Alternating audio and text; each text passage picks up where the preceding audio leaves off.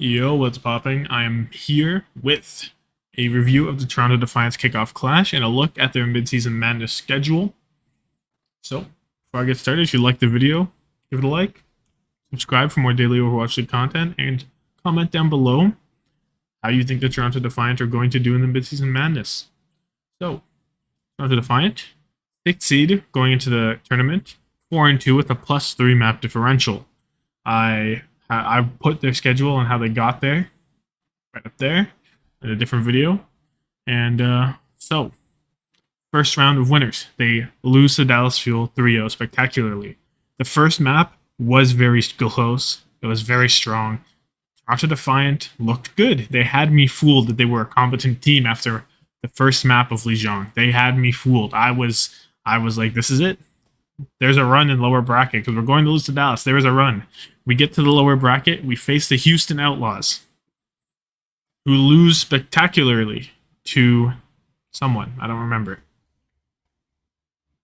Gladiators. We get 3-1 by them. It was kind of close. It could have went to map 5. A Pelican had to be an absolute beast, an absolute inhuman Overwatch player. And he kills 7, and they win the 4th map, so there is no map 5. So, yeah, but Toronto lose nonetheless. So, this roster. Muse, Hoppa as tanks. We saw a lot of Muse at the beginning of the kickoff clash. We saw a lot of Hoppa at the end. I don't know. I think they looked better with Muse, but they believed in Hoppa, I guess. So, DPS, Hisu, Finale, and Aldo. We saw a good mix of all of them. I'd like to see more Finale. I think he was their best DPS. I think his Tracer is pretty insane, and there's that. Hisu the GOAT. And Aldo, not sold on him, but I'm not going to throw him under the bus either. And then the supports of Twilight and Chorong. I expected more from Twilight, to be honest with you. I had hyped him up as to being one of the best flex supports in the league. And he was alright. He was just alright. I was expecting more. I really was. I think Chorong's played alright. But compared to other rookie mid supports like Chio, no real contest there. Better than like a Lastro, though, or a Violet, I would say. So, why did this team lose to Houston? Well, they fired their coach, so clearly they thought there was something going on there that they did not like. I agree with it, but that seems to be what the Toronto Defiant have analyzed as a problem, and they've acted on it. What else is there? I think they looked great on the Winston, and they decided to to lean into the Zarya. I think you lean into the Winston more, even if you don't think you can perma-lean into it and only play it, which I agree you couldn't. I don't think you want to lean away from it. I'd still like to lean into it. But that Zarya comp didn't inspire. Hoppa did that one cool thing where he jumps through the window, he jumps through the window. Yeah, cool, but you still lose the match.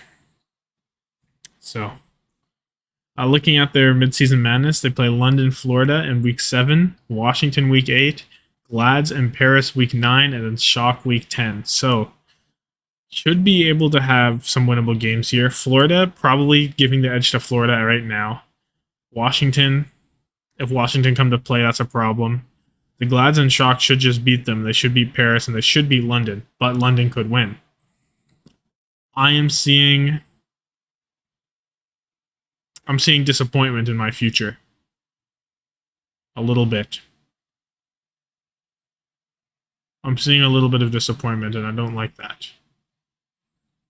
If we lose to London week 1 in our first match of the midseason madness, that's not a good look. Because losing to Florida is a very real possibility.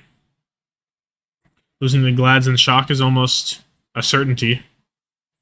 We'll see where Shock are at that point. I expect them to get better than Toronto's going to get better. So, I just got to hope that we're beating Florida and London, or else it's looking like a 3-3 or a 2-4 maybe even.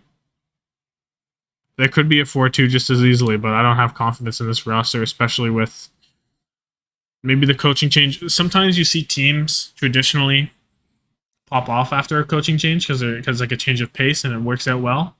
So we could see that as sort of a defiancy. I don't know if that's how that word works. Towards KDG, maybe. But I don't know. I want to see this team lean into the Winston if it's still good. If it's not good and like Wrecking Ball's good, I trust him use ball. If it's off tank meta and Hotba plays more, I don't like that as much. I prefer Muse playing. I think Muse is a better player. I think they'll do better with Muse playing more than Hotba. But I don't think Hotba's a liability, you know? I think if Hotba is in for a map or two, that's all right. He can take maps, he can win maps, but I don't like trying to consistently win with Hotba. His, like, on Zarya, his bubble usages were not good enough. There were some times there where he was using 2 bubbles in overtime. Like, in that Pelican clutch I watched, he used 2 bubbles, he got 14% energy. And then Pelican clutched up. If he gets any energy there, he probably kills Pelican and they go to a map 5. Now, that's easier said than done. But it's a reality also. So, I don't know. Maybe I'm too down on this team. Maybe the hopium's not there. But I either see this team being very good or very bad, and I don't see a lot of in between. Which is ironic, because that is what this team normally is. It's just mid. And maybe that's what you get. Maybe it averages out. Regardless, it's going to be it for me. Have a good one. And, yeah, tell me tell me what your thoughts on the Toronto mid are. The Toronto Defiant. Toronto mid Defiant.